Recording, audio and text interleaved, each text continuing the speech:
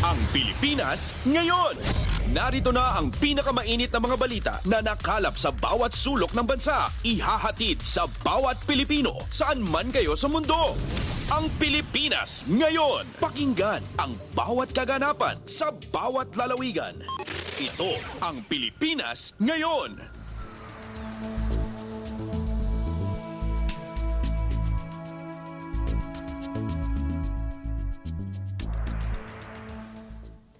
Magandang araw po sa ating mga tagapakinig. Welcome po ulit sa ating programang Ang Pilipinas Ngayon. Sa ngalan ni Ven Blones, ito po si Steph Vicente. Samahan niyo po ako sa kabuuan ng ating palatuntunan.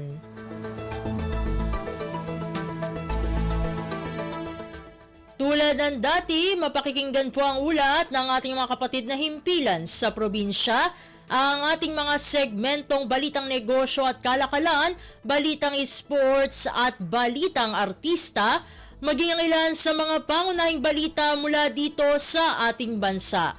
Yan po sa kabuuan ng ating palatuntunan, ang Pilipinas Ngayon.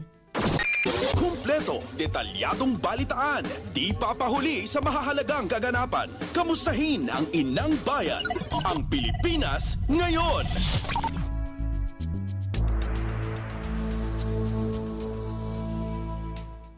Sa mahahalagang balita, hinimok ni Pangulong Ferdinand R. Marcos Jr. ang mga Pilipino na maging disiplinado sa lahat ng aspekto ng kanilang buhay at makisa sa pagtataguyod sa bayan. Tuwing bagong taon ay hindi nawawala ang usaping New Year's Resolution. Bagong taon, bagong panimula, bagong ako, bagong pag-asa, at idagdag na rin natin, bagong Pilipino. Dahil sa inyong pagpapabuti at pagpapahusay ng sarili sa anumang bagay, maliit man o malaki, lahat po yan ay nakakatulong sa pagpapaganda ng bansa natin. Samantala, nanawagan ang Pangulo sa mga Pilipino na alagaan ang kalusugan at pangangatawan ng mga ito. Hangad din ng Pangulo na maging disiplinado sa paggamit ng social media, lalo na sa pakikipagkomunikasyon at maging sa kalsada upang maiwasan ang away at gulo. Ang New Year's resolution ko na para maging mas disiplinado, mas aalagaan ko ang aking kalusugan. Dahil sa dami ng aking ginagawa, bawal talaga magkasakit, bawal talaga na hindi makapasok, bawal talaga na hindi maganda at maliwanag ang inyong pag-iisip. Si Pangulong Ferdinand R. Marcos Jr.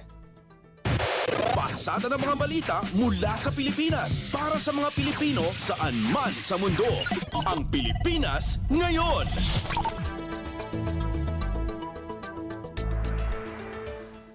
Samantala, nangako si Pangulong Ferdinand R. Marcos Jr. na patuloy na isusulong ang kahusayan ng mga Pilipino. Kasabay nito, hinikayat ni Pangulong Marcos sa mga Pilipino na huwag maging kampante sa pwede na, kundi aniya na tahakin ang kagalingan at kahusayan. Kagalingan ko pa ngayong taon at lalong susuportahan ko din ang mga magagaling at nagpupursige. Kikilalanin natin at ipapakilala ang mga mahusay na Pilipino sa buong mundo. Magaling tayo, kaya dapat ilagay na natin sa ating pag-iisip. Ngayon, hindi na pwede ang pwede na. Yan ang pag-iisip ng husay na bagong Pilipino. Si Pangulong Ferdinand R. Marcos Jr. Kumpleto, detalyadong balitaan, di papahuli sa mahahalagang kaganapan. Kamustahin ang inang bayan, ang Pilipinas Ngayon.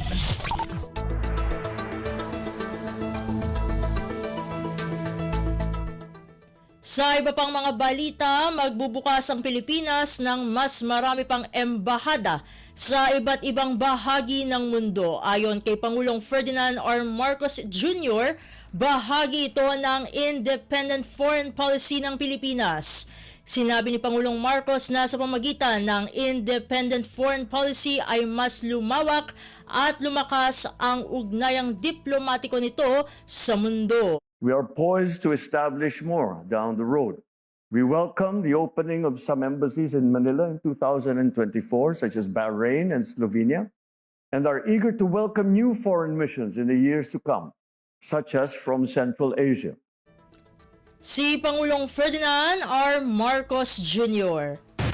Pasada ng mga balita mula sa Pilipinas para sa mga Pilipino saan man sa mundo. Ang Pilipinas ngayon.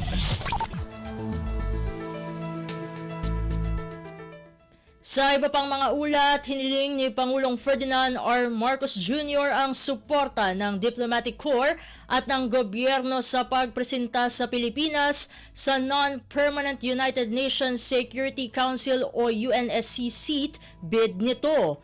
Layunin nito na palakasin ang multilateralism ng bansa sa pandaigdigang estado. Ayon kay Pangulong Marcos, isinusulong ng Pilipinas sa kanyang kandidatura ang mayamang karanasan nito sa pagpapatatag ng kapayapaan, pagbuo ng konsensus at kooperasyon. Our candidature is consistent with our long-held view that we need to further strengthen multilateralism through efforts that will reform the Security Council and revitalize the General Assembly.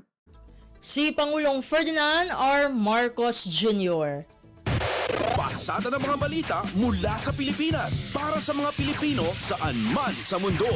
Ang Pilipinas ngayon.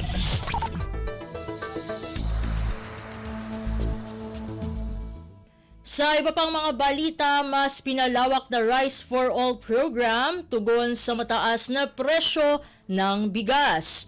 Ayon kay Agriculture Secretary Francisco P. Laurel Jr., layon ng inisyatibang ito na masigurong mananatili ang opsyon ng murang bigas para sa mga mahihirap na pamilya. Ang detalye ng balitang ito mula kay Mary Ann Bastasa. Patuloy na pinalalakas ng Department of Agriculture ang mga hakbang para makabili ang publiko ng masabot kayang presyo ng bigas. Ito sa pamamagitan ng pagpapalawak ng Rice for All program at pagbukas ng dagdag na kadiwa ng Pangulo Kiosk sa mga palengke at piling istasyon ng tren. Sa ilalim ng Rice for All, makakabili ang mga consumer ng 45 pesos na kada kilo para sa 5% broken na bigas, 40 pesos naman para sa 25% na durog at 36 pesos para sa 100% durog na butil o ang sulit rice. Samantala, ang 29 pesos naman o ang Tier 29 ay nakalaan pa rin para sa mga may hirap, senior, solo parents, mga may kapansana at mga katutubo na may limit lamang na 10 kilo kada buwan para sa bawat benepisyaryo. Ayon kay Agriculture Secretary Francisco Chulorel Jr., layo ng inisyatibo na masigurong mananatiling opsyon ng murang bigas para sa mga may hirap na pamilyang Pilipino. Bukod dito, nakipag-usap na rin ng DA sa mga LGU sa Metro Manila para maibenta naman ang imbak ng NFA sa presyong 38 pesos kada kilo. Mula sa Quezon City para sa Bagong Pilipinas, Mary Ann Bastasa, Radyo Pilipinas, Radyo Publiko. Pasada ng mga balita mula sa Pilipinas para sa mga Pilipino saan man sa mundo. Ang Pilipinas ngayon.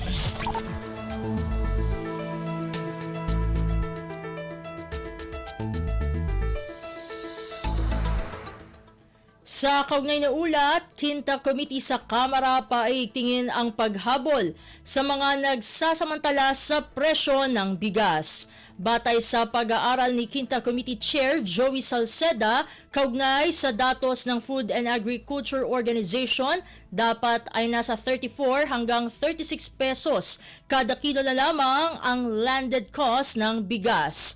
Ang detalye ng balitang ito mula kay Kathleen Forbes. Mas paiigtingin pa ng Murang Pagkain Super Committee o Quinta Committee ang hakbang para mapababa ang presyo ng bigas. Ayon kay Quintacom Lead Chair Joey Salceda, batay sa datos ng Food and Agriculture Organization, ang global price para sa bigas ay naglalaro na lang sa 427 hanggang 500 US dollars kada metriko tonelada. Kaya dapat ay nasa 34 hanggang 36 pesos per kilo na lang ang landed cost nito. Ngunit isa sa kanilang tinitingnan ay yung overpricing ng mga supermarket kung saan naabot sa hanggang 70 pesos kada kilo ang bentahan. Katunayan, kahit pa nga niya ibaba pa ng Department of Agriculture doon sa 58 pesos kada kilo yung price cap para sa bigas, ay ay ang mga reseller nito ay kikita pa rin naman anya ng 17 hanggang 23 pesos kada kilo. Ipapatawag rin anya ng komite ang Department of Agriculture kung paano mapapababa yung presyo naman ng karne. Kasunod nga ito nung mataas na inflation naman sa mais.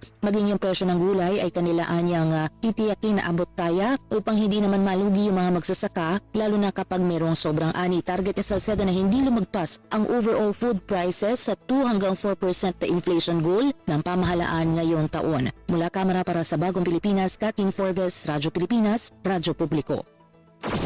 Kumpleto, detalyadong balitaan, di papahuli sa mahahalagang kaganapan. Kamustahin ang inang bayan, ang Pilipinas ngayon.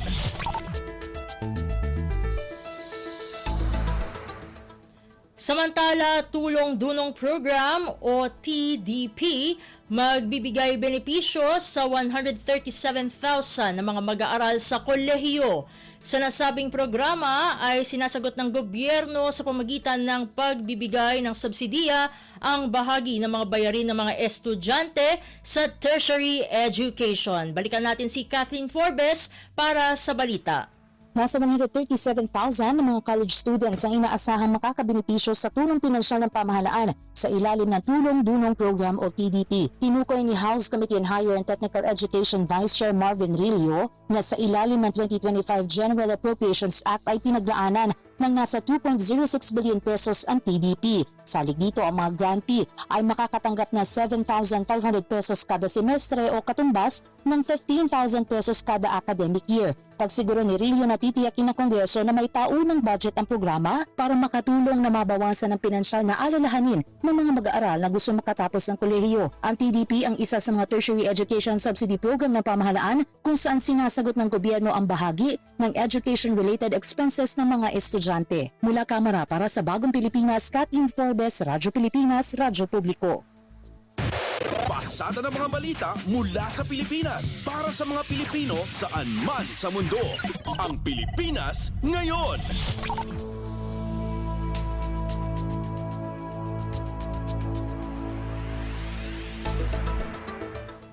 Sa iba pang mga balita, nadagdagan pa ang bilang ng mga residenteng apektado ng malakas na pag-ulan at pagbaha dulot ng shear line. Sa pinakahuling tala ng Department of Social Welfare and Development o DSWD hanggang Enero 12, umakyat pa sa 51,617 families o katumbas ng 208,000 individuals ang apektado ng shear line sa Bicol Region, Western at Eastern Visayas. Kaugnay nito, umakyat na rin sa 1,372 families of 5,000 individuals ang nananatili sa 61 designated evacuation centers, habang mayroon ding 835 families ang pansamantalang nakatira muna sa kanilang mga kaanak.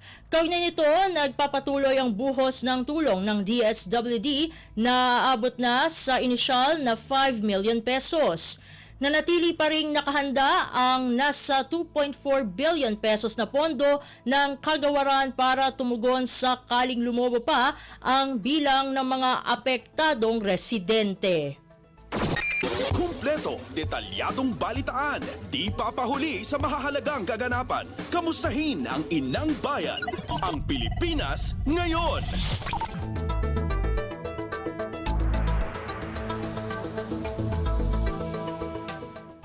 Samantala, 15 paliparan sa bansa pinaglaanan ng 7.7 bilyong pisong pondo ngayong taon para sa mas pagpapabuti ng mga pasilidad. Layon ng pagsasaayos na mapagbuti ang karanasan sa paglalakbay ng mga pasahero, makaakit ng mas maraming turista, makatulong sa mga maliliit na negosyo at makalikha ng dagdag na trabaho. Ang detalye ng balitang ito mula kay Kathleen Forbes. 15 paliparan sa buong bansa ang pinaglaanan ng kabuang 7.7 billion pesos na pondo ngayong taon para sa modernisasyon ng kanilang pasilidad. Ayon kay Appropriations Committee Vice Chair Luis Campos Jr., ang mga pagsasaayos na ito ay layo mapagbuti ang travel experience sa mga pasahero, makaakit ng mas maraming turista, makatulong sa mga maliliit na negosyo at makalikha ng dagdag pang mga trabaho. Kabilang sa mga paliparan na pinaglaanan ng pondo para sa upgrade, ang Tacloban Airport, Pag-asa Island Airport, Busuanga Airport, Lawag International Airport, Bacon Airport, Virac Airport, Candon Airport, New Dumaguete Airport, New Manila International Airport, Camotes Airport, Camiguin Airport, New Zamboanga International Airport, Central Mindanao Airport, New Bohol Airport at Bukidnon Airport. Ang pondo ay maaaring gamitin para sa pagpapatayo, rehabilitasyon at pagpapaganda pa ng runways, taxiways, ramps, control towers, passenger terminals at o pagbili ng bagong navigational equipment. Mula Kamara para sa Bagong Pilipinas, Kathleen Forbes, Radyo Pilipinas, Radyo Publiko. Kumpleto, detalyadong balitaan, di papahuli sa mahahalagang kaganapan. Kamustahin ang inang bayan, ang Pilipinas ngayon.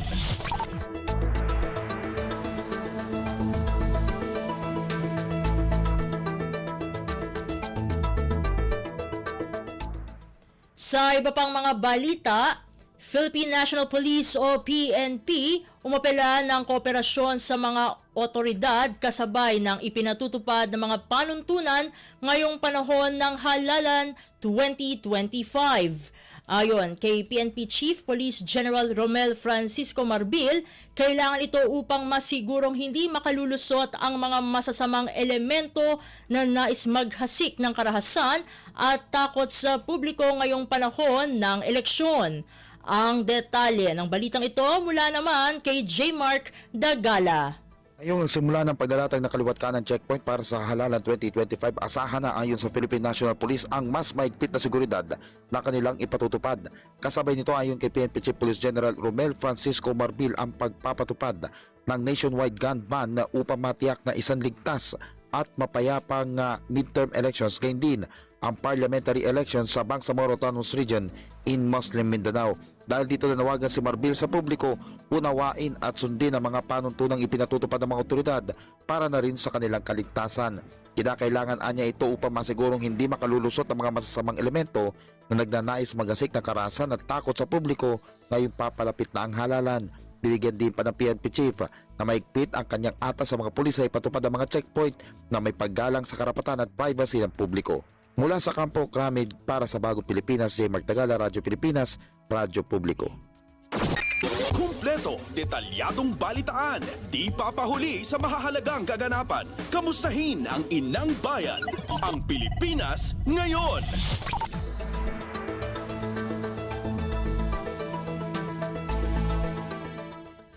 At iyan ang mga maiinit na balita para sa araw na ito. Samantala, ating antabayanan ng mga ulat mula sa ating mga kapatid na himpilan sa probinsya para sa ating regional news.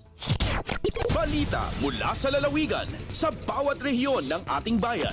Dito sa Ang Pilipinas Ngayon.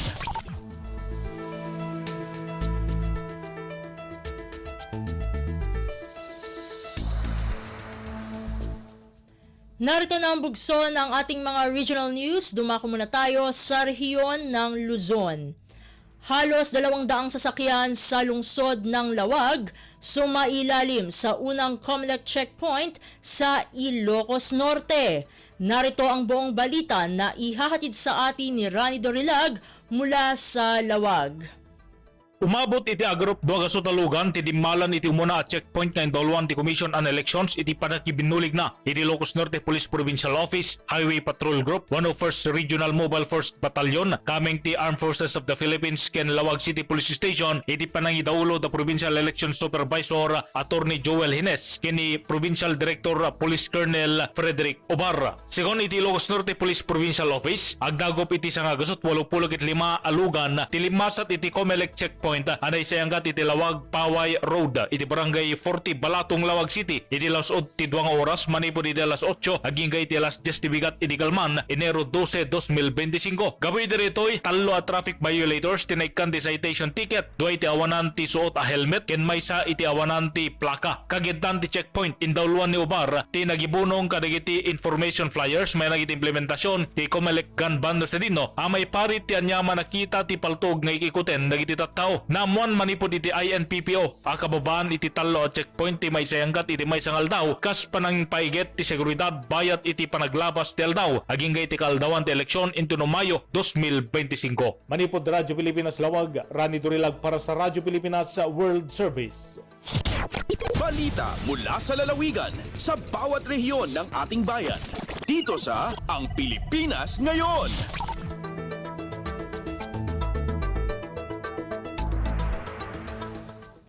Inyong napakinggan ang ulat ni Rani Dorilag mula sa Lawag. Dakoy naman natin ang Baguio City, Department of Health o DOH sa rehiyon ng Cordillera nakapagtala ng 46 na pagkasawi dahil sa sakit na dengue. Ang kabuang ulat ihahatid naman sa atin ni Jong Munar. Dumano na itan iti upat nga polo katinam nga katao at ipimusay nga adda pa kay naikan na iti dengue iti Region Cordillera sigon iti Department of Health Cordillera iti napalabas sa tawen 2024. Base iti datos nangat nga to da ito no ikumpara iti sa nga polo nga nalistada iti kapada nga period iti 2023. Nailista iti sa nga polo kat siyam nga pimusay dito syudad ti Baguio sa nga polo kat 5 iti Benguet, 5 sa Jay Mountain Province, nagtalinedmat nga upat iti pimusay sa Jay Apayao, ken sa Gaysa iti probinsya ti Kalinga ken Abra, bayat ang na-record matimaysa nga ipupusay sa Jay Ifugao. Kinuna ni Victoria Malictan, Nurse 5 iti Regional Epidemiology and Surveillance Unit iti DOH CAR, ang imatumatlang iti kaso itinaso nga sakit no sa dino manipod 9,769 ket napagbalin nga 30,350. Imbili ni Malictan iti kanayon nga panang implementar ti 4S strategy, karaman iti search and destroy, self-protection, seek early consultation, can support fogging and spraying. Manipod Radyo Pilipinas Baguio, Jong Munar nang ipadamag para ti Radyo Pilipinas World Service. Balita mula sa lalawigan sa bawat rehiyon ng ating bayan. Dito sa Ang Pilipinas Ngayon.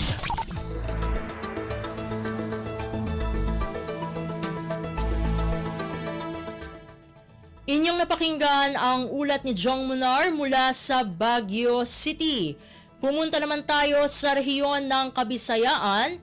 Department of Social Welfare and Development o DSWD Region 7 Quick Response Team 2 ipinadala sa Canlaon City, Negros Oriental. Narito si Jessa Aguailanan para sa balita mula sa Cebu. Gipadala na ang ikaduhang batch sa Quick Response Team sa Department of Social Welfare and Development DSWD Central Visayas aron moabot sa naapektuhan sa pag-alboroto sa Mount Canlaon sa Negros Oriental. Naglangkob ang DSWD Quick Response Team 2 sa 68 ka personnel gikan sa DSWD 7 ug Negros Island Region ingon man ang probinsyal na kagamhanan sa Negros Oriental. Nagsugod ang deployment sa Team 2 Enero 11 tuig 2025. Mato ni DSWD 7 Regional Director Shalane Marie Lucero, magpadayon ng augmentation gikan sa Central Visayas bisan tuod ug dunay NIR tungod sa lapad nga kasinatian sa Rehiyon 7 sa pag-atubang sa kalamidad ug pag-atiman sa mga apektadong lumulupyo. Nasayran nga sukad pa sa pagbuto sa Mount Canlaon niadtong Disyembre tuig 2024, wala na biyai sa DSWD 7 ang Canlaon City ug Negros Oriental sa padayong giatubang niini nga emerhensiya nunot sa peligro sa pagbuto sa bulkang Canlaon. Gikan sa RP1 Cebu, sa Aguailanan para sa Radyo Pilipinas World Service. Balita mula sa lalawigan sa bawat rehiyon ng ating bayan. Dito sa Ang Pilipinas Ngayon.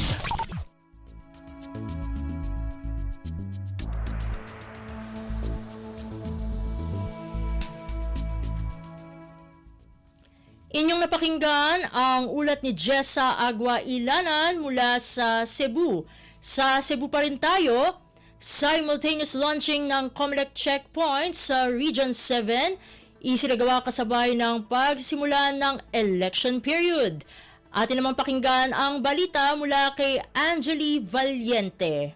Subay sa pagsugod sa election period kagahapong adlaw Enero 12, nagpahigayon og simultaneous checkpoint launching ang Police Regional Office 7 kauban ang uban pa nga mga law enforcement agencies ug ang Commission on Elections kun COMELEC 7 sa utlanan sa dakbayan sa Sugbo ug Mandawi. Sa ihang mensahe gipatayag ni Regional Election Director Attorney Francisco Pobe nga ang pagpahigayon sa checkpoint dili angay nga kahadlukan sa publiko sanglit tumo og tuyo niini nga masiguro ang kaluwasan sa tanan. Ang pagpahigayon sa launching maton ni Pobe nga maghatag usab kini og signal ngadto na sa publiko nga ang tanang election-related activities, ingon man ang hisgutanan sa peace and order ubos na sa jurisdiction sa COMELEC. Gipasabot ni ini ang pagsiguro sa luwas ug hapsay nga pinilihay, usa ka shared responsibility sa tanan ug dili lamang kaiha sa COMELEC ug sa mga tigpatuman sa balaod kundi lakip na usab ang katawhan.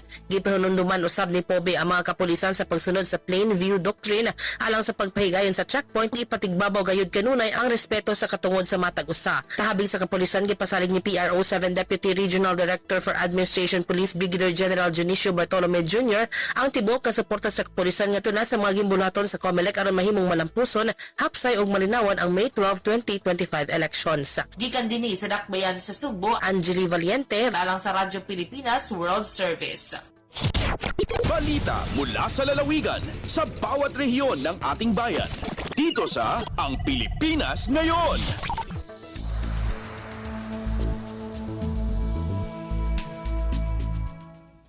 Inyong napakinggan ang ulat ni Angeli Valiente mula sa Cebu. Dadako naman tayo sa Iloilo. Partial tourist arrival ng Western Visayas sa taong 2024 nasa 3.5 million na ayon sa Department of Tourism o DOT Region 6. Pakinggan naman ang kabang ulat na ihahatid sa atin ni Hope Torrechante mula sa Iloilo.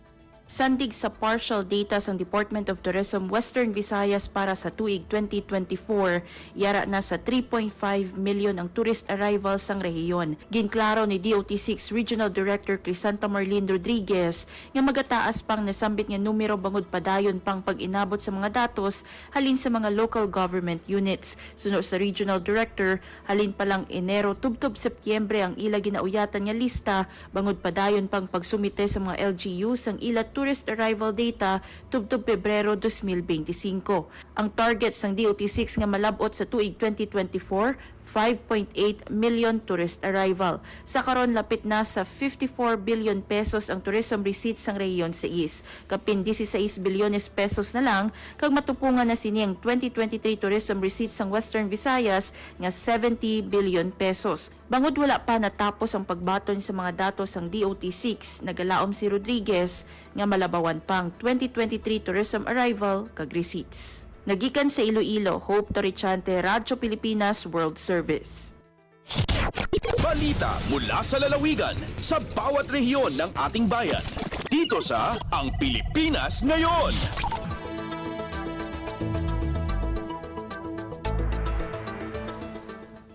Inyong napakinggan ang ulat ni Hope Torrechante mula sa Iloilo. Dumako na tayo sa rehiyon ng Mindanao. Panibagong superstore sa ilalim ng Sustainable Livelihood Program o SLP sa Department of Social Welfare and Development o DSWD Field Office Caraga, matagumpay ang pagbubukas sa Agusan del Sur. Ang kabang ulat ihahatid naman sa atin ni Dayanara Sumapad mula sa Butuan. Malampusong nag-abli og bag-ong superstore ang Sustainable Livelihood Program o SLP sa Department of Social Welfare and Development o DSWD Field Office Caraga, kauban sa Abot Kaya Poblasyon SLP Association ngadto sa Barangay Poblasyon Bayugan City, Bag-uhay lamang. Ang paglusad gipangunahan sa SLP Provincial Operations Office sa Agusan del Sur ug sa mga Project Development Officers niini uban ni Bayugan City Mayor Honorable Kirk Asis. Ang superstore usa ka talagsaon nga proyekto sa SLP Caraga nga gitumong sa pagtubag sa panginahanglan sa komunidad alang sa accessible ug barato nga mga butang samtang nagpalambo sa lokal nga entrepreneurship. Nagtanyag kini og mas dako, mas modernong bersyon sa tradisyonal nga tindahan sa komunidad ug gidisenyo usab nga magsilbi nga bulk supplier sa mga butang sa duol nga micro enterprises. Ang SLP Caraga kaniadto nag-abli sa ilang unang superstore sa San Francisco, Agusan del Sur ug nagplano nga magtukod og dugang niini nga mga tindahan sa tibok rehiyon aron mapalapad ang malungtarong mga inisyatibo sa panginabuhian ug makabenepisyo sa mas daghang karaganon. Gikan sa Radyo Pilipinas Butuan, Dayan Sumapad para sa Radyo Pilipinas World Service. Balita mula sa lalawigan sa bawat rehiyon ng ating bayan. Dito sa Ang Pilipinas Ngayon.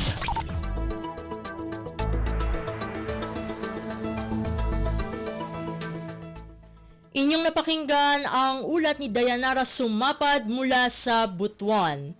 Puntahan naman natin ang Iligan.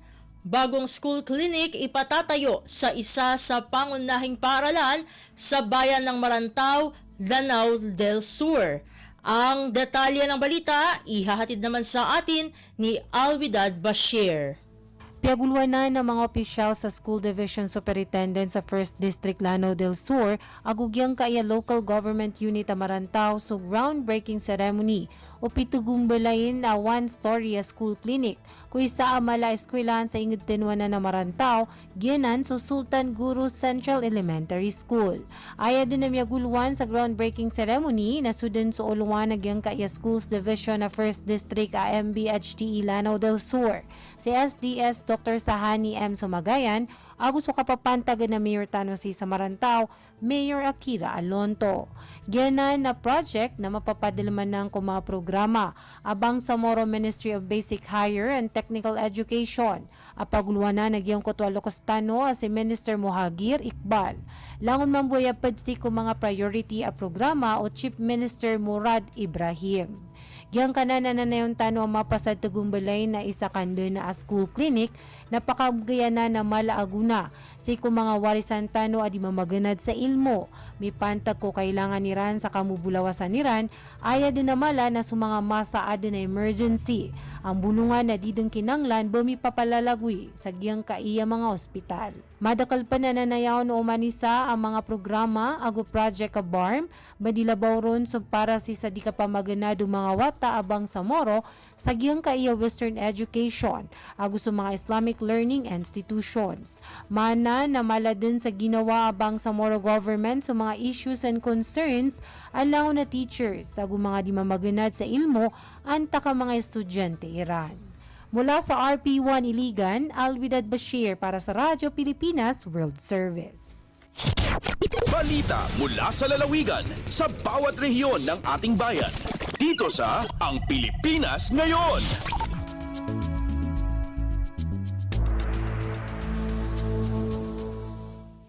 At inyong napakinggan ang ulat ni Alwidad Bashir mula sa Iligan.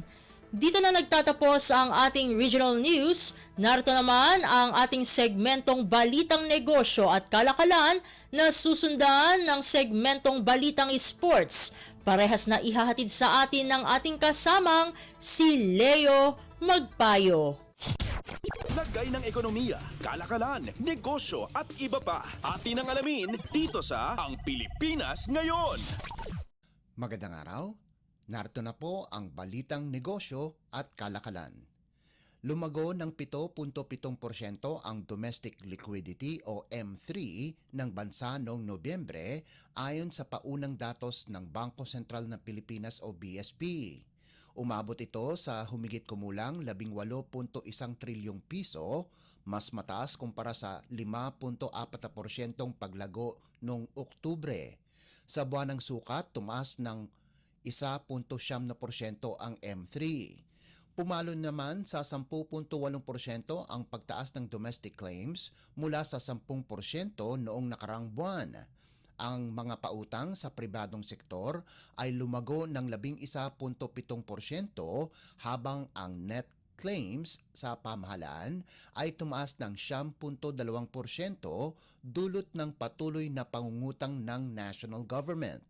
Samantala, tumaas ng 10.8% ang net foreign assets o NFA sa piso, subalit bumaba ang NFA ng mga bangko dahil sa pagtaas ng kanilang bayaring utang.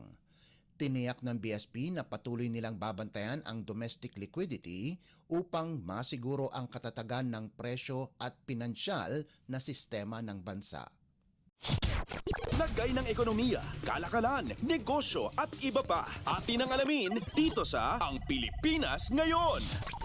Ipinagmalaki ni Finance Secretary Ralph Recto ang natamong 3.2% unemployment rate para sa buwan ng Nobyembre taong 2024. Ito na ang pangalawang pinakamababang naitalang unemployment rate simula pa noong 2023. Ginawa ni Recto ang pahayag kasunod ng naitalang 49.5 milyon na mga Pilipino na may trabaho, mas mataas sa 48.2 milyon noong Oktubre 2024. Ayon kay Recto, ang lalong gumaganda at lumalakas na labor market ng bansa ay testamento ng pagsisikap ng gobyerno na hindi lang mas maraming trabaho, bagkus kalidad na trabaho para sa mga Pilipino. Anya, dahil sa patuloy na pagbaba ng inflation rate at paglago ng ekonomiya, inaasahan na mas maraming magbubukas na oportunidad sa ating mga kababayan. Tiniyak ng kalihim na hindi titigil ang administrasyon ni Pangulong Ferdinand R. Marcos Jr. na pagandahin ang economic landscape at buhay ng mga mamamayan. Dagdag nito, gamit ang iba't ibang estratehiya upang masustine ang masiglang labor market ng bansa. Lagay ng ekonomiya, kalakalan, negosyo at iba pa. Atin ang alamin dito sa Ang Pilipinas Ngayon. Pinalawak ng Securities and Exchange Commission o SEC ang mga uri ng entity na maaaring maging accredited ng Personal Equity and Retirement Account o PERA administrators matapos aprobahan ang mga bagong regulasyon nito. Sa ilalim ng SEC Memorandum Circular, nagbigay ang ahensya ng mga alituntunin sa akreditasyon ng pera market participants. Kabilang dito ang pagdadagdag sa mga maaaring mag-qualify tulad ng securities brokers, investment houses at investment company advisors o fund managers. Sa ilalim ng bagong regulasyon, inaprubahan ng Commission and Bank ang aplikasyon ng Dragonfly Securities bilang isang pera administrator, ngunit kinakailangan pang kumpletuhin ng kumpanya ang ilang natitirang rekisitos. Ayon kay SEC Chairperson Emilio Aquino, ito ay upang kilalanin ang potensyal ng ating pension system at palawakin ang partisipasyon ng publiko sa paglikha ng corporate value at palakasin ang ating capital market. Dagdag pa niya, ito ay isang mahalagang hakbang upang bigyang kapangyarihan ang mga Pilipino na tiyakin ang kanilang pinansyal na kinabukasan habang pinapagaan ang fiscal pressures sa gobyerno sa mahabang panahon. Ang pera ay isang voluntaryong retirement savings program na bukas sa publiko bilang dagdag sa kasalukuyang retirement benefits mula sa Social Security System o SSS, Government Service Insurance System o GSIS at mga employer-sponsored plans. Itinatag sa ilalim ng Republic Act No. 9505 o ang PERA Act of 2008, nag-aalok ang programa ng mga benepisyo sa buwis na hindi makikita sa ibang retirement investment products upang hikayatin ang mga Pilipino na mag-ipon para sa kanilang kinabukasan. Lagay ng ekonomiya, kalakalan, negosyo at iba pa. Atin ang alamin dito sa Ang Pilipinas Ngayon. At para naman sa sports balita, updates at pinakahuling mga usapin sa mundo ng palakasan. Atin ang pakinggan dito sa Ang Pilipinas Ngayon. pangangaralan ang tatlo sa pinaka-nagniningning na mga atleta sa Pilipinas ng Philippine Sports Writers Association o PSA itong darating na Enero 27 na gaganapin sa Manila Hotel. Sina reigning PBA Most Valuable Player Junmar Fajardo, two-time UAAP MVP Kevin Kiambao at Philippine Women's Volleyball Team Captain Gia De Guzman ay nakatakdang tumanggap ng special citations pagkatapos ang kanilang nagawa nitong nakaraang taon. Si Fajardo at Kiambao ay pararangalan bilang 2024 Mr. Basketball sa professional at amateur ranks ayon sa pagkakasunod, habang ang veteran setter na si De Guzman ay papangalanang Miss Volleyball. Gumawa ng kasaysayan ang San Miguel Frontcourt Giant na si Fajardo nitong 2024 kung kailan niya nakuha ang ika-8 MVP award habang pinangunahan ang Beermen sa PBA Commissioner's Cup title. Isang susing player din ang 35 anyos para sa Gilas Pilipinas kung saan tinulungan niya ang national team sa pagpartisipan nito sa 2024 FIBA Olympics qualifying tournament kung saan tinalo nila ang host team na Latvia. Si Kiambao naman ang undisputed back-to-back MVP sa UAAP pagkatapos dalhin ang De La Salle University sa finals ng season 87. Sa panig naman ni De Guzman, pinangalanan siyang best setter ng National Women's Volleyball Squad sa 2024 AVC Challenge Cup. Sasamahan ni Fajardo, Kiambao at De Guzman si Carlos Yulo at ang Gymnastics Association of the Philippines sa listahan ng mga awardees kung saan ang Filipino gymnast ay pinangalanang 2024 Athlete of the Year dahil sa pagkopo nito ng 2 gintong medalya sa Paris Olympics. Bibigyan din ng parangal sina boxers Nesty Petesio at Ira Villegas dahil sa pagkuha nito ng bronze medal sa 2024 Paris Olympics, habang ang pool icons na sina Rubilen Amit at Carlo Biado ay pangungunahan ang major awardees ng PSA. Updates at pinakahuling mga usapin sa mundo ng palakasan.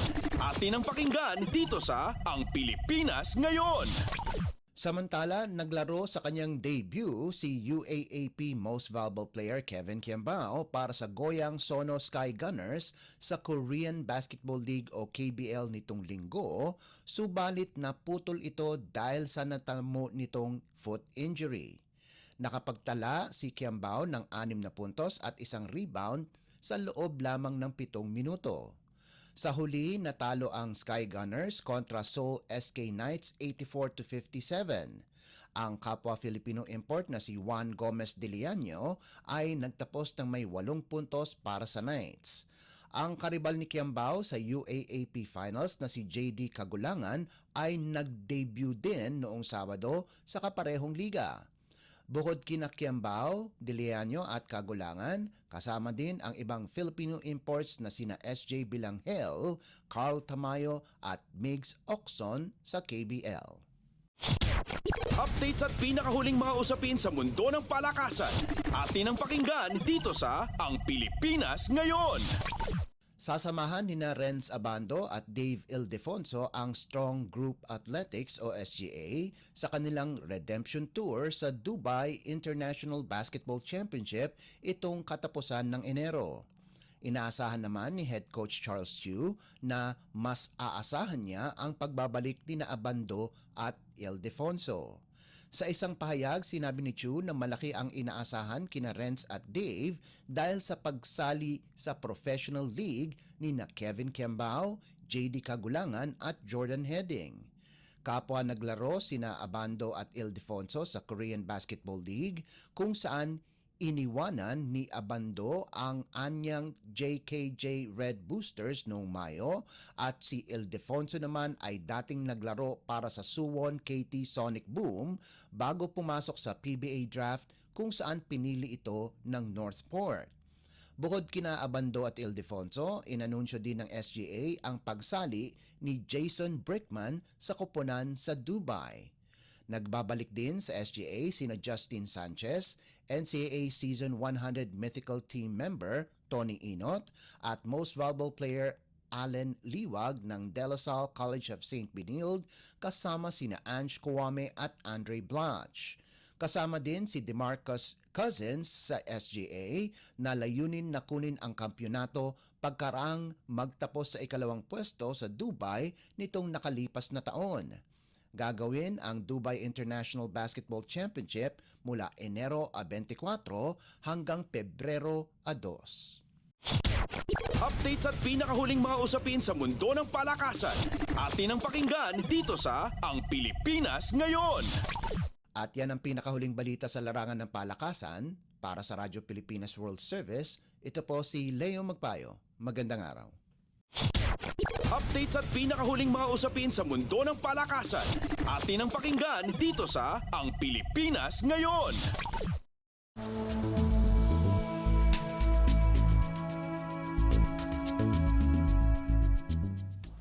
Maraming salamat Leo para sa ating mga segmentong Balitang Negosyo at Kalakalan at Balitang Sports. Samantala, narito naman ang ating segmentong Balitang Artista na ihahatid sa atin ng nag-iisang si Mama JT. Ang latest, ang hottest sa showbiz and entertainment. Heto na sa Ang Pilipinas Ngayon.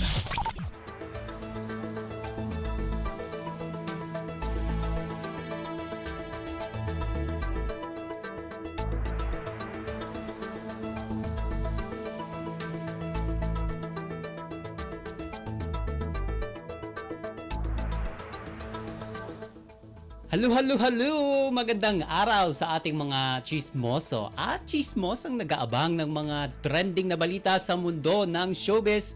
Ito na ang ratsyada ng ating mga chika. Ito inilahad ng aktor na si Kimpi De Leon na nagkaayos na sila ng kanyang nakaalitang ama, ang Dabarkads host na si Joey De Leon. Sa isang panayam sa kanya ng Entertainment Press, emosyonal niyang ibinahagi na nagkaayos na silang mag-ama matapos ang 5 taong hindi pagpapansinan.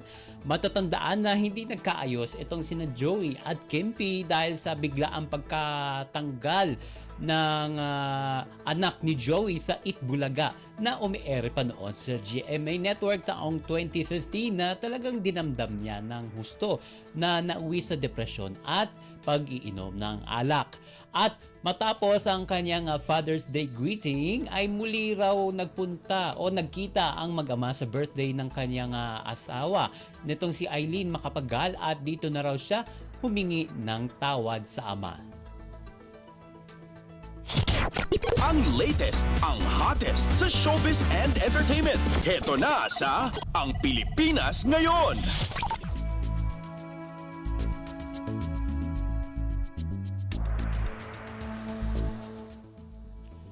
Sa iba pa nating chika for today, inamin ng veteranang aktres na si Jean Garcia na pagod na raw ito sa kanyang ginagawang pananampal sa mga teleserye. Ayon kay Jean, quote and unquote, ayoko nang manampal, napapagod din ako. Masakit din siya sa palm.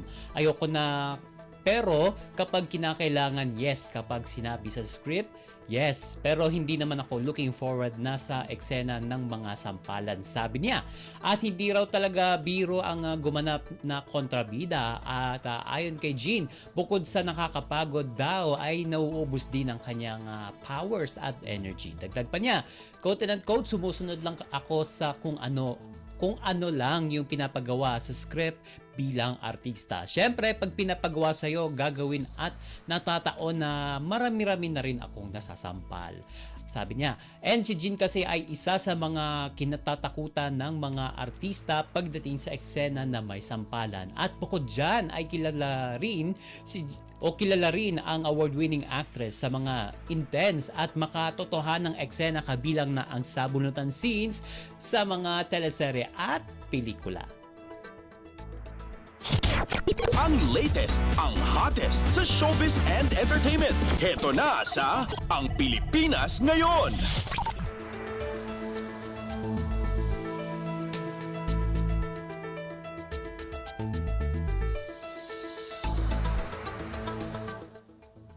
At sa uli nating chika for today, sa kabila ng kontrobersya ng pelikula ng direktor na si Daryl Yap, ay itutuloy pa rin ang pagpapalabas nito. Nilinaw rin ng controversial filmmaker na hindi niya binago ang titulo ng upcoming movie nito na tumatalakay sa mga nangyari kay Paloma at naging karera nito sa showbiz noong dekada 80.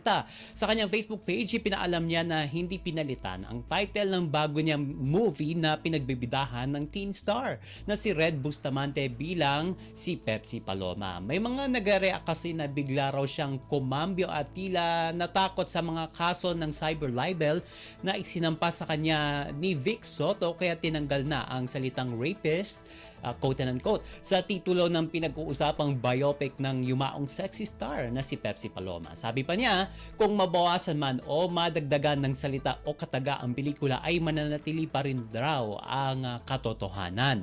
Una nang nag-post ang palabang filmmaker sa kanyang Facebook account tungkol sa bagong development sa pagpapalabas ng kanyang pelikula kasabay ng pag-release ng official poster nito. Ang latest, ang hottest sa showbiz and entertainment. Heto na sa Ang Pilipinas Ngayon.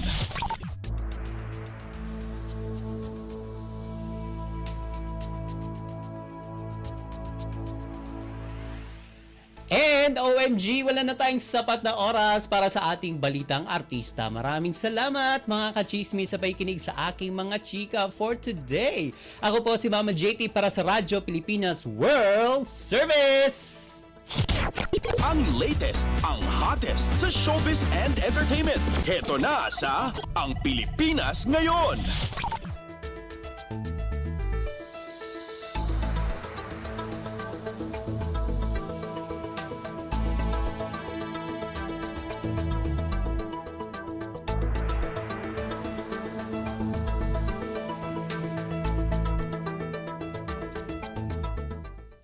At yan ang naging kabuuan ng ating programa para sa araw na ito. Samantala, magpapasalamat muna tayo sa ating mga nakasama sa ating transmitter site sa Tinang, sa studio. Kasama natin sila Milo Jonella, Susan Aison at Anthony Pimentel. Pinasasalamatan din natin ang ating executive producer para sa araw na ito na si Jerome Toledo. Salamat din sa mga naghatid ng mga ulat mula sa Kamaynilaan at mga probinsya, pati na rin ang naghatid sa atin ng segmentong Balitang Negosyo at Kalakalan at Balitang Sports na si Leo Magpayo at ng segmentong Balitang Artista na si Mama JT. Syempre, maraming salamat sa ating station manager na si Mr. Ray Sampang. Maraming salamat po hanggang sa susunod na edisyon ng ating palatuntunan. Huwag kalimutang mag-like, mag-follow at mag-subscribe na sa mga social media account ng Radyo Pilipinas World Service upang maging laging updated sa mga makakalagang balita. Sa ngalan ni Ven Blones, ito po si Steph Vicente. Mabuhay po tayong mga Pilipino. At yan ang Pilipinas Ngayon. Muling samahan si Ven Blones sa parehong oras at alamin ang pinakahuling mga kaganapan at balita saan man kayo naroon. Ang Pilipinas Ngayon!